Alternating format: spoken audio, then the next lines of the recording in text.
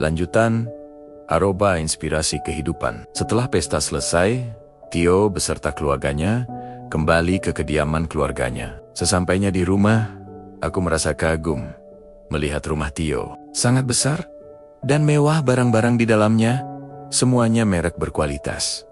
Ada juga beberapa mobil mewah. Keluarga Tio sangat ramah. Begitu juga saudaranya. Mereka menyambutku hangat dan membawa aku berkeliling rumahnya yang luas. Mereka semua ramah, dan terlebih, Tio udah mengatakan bahwa aku keluarganya.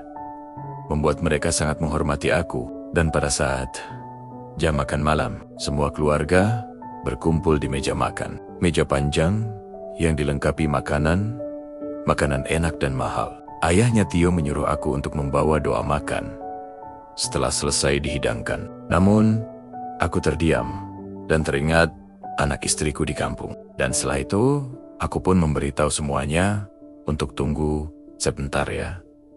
Dan aku pun menghubungi istriku. Setelah mereka mendengar suara istriku, istrinya Tio penasaran dan berkata, "Bang, boleh tengok istrinya?" Dan aku pun mengangguk dan memberi HP kepada istrinya Tio. Setelah beberapa menit, mereka pun menghentikan obrolannya dan bersiap makan.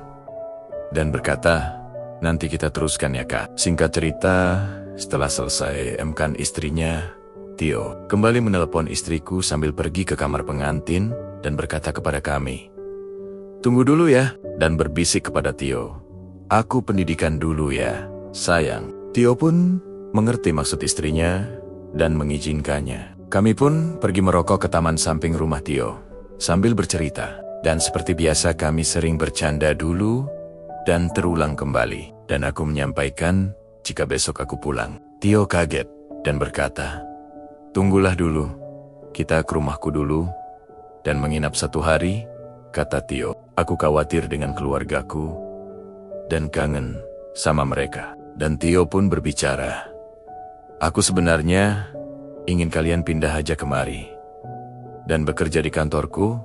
Aku percaya kemampuanmu." Namun aku berkata, "Kami masih nyaman di sana.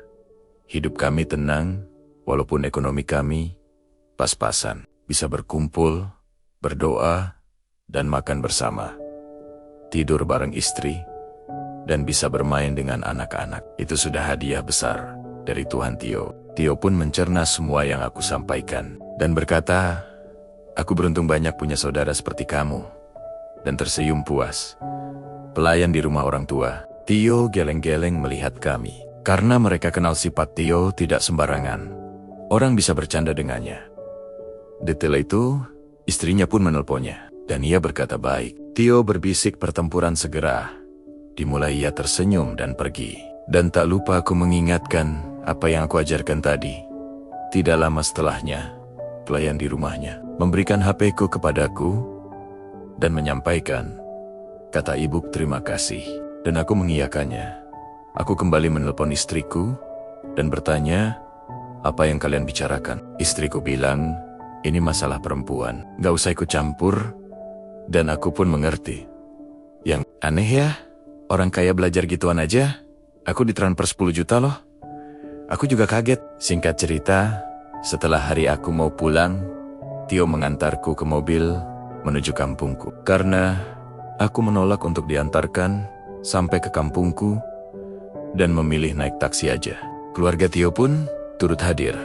Seperti hari perpisahan orang penting, Tio memberiku oleh-oleh dan berkata, "Ini beberapa pasang pakaian anak-anak kita ya." Aku pun pamit dan berangkat.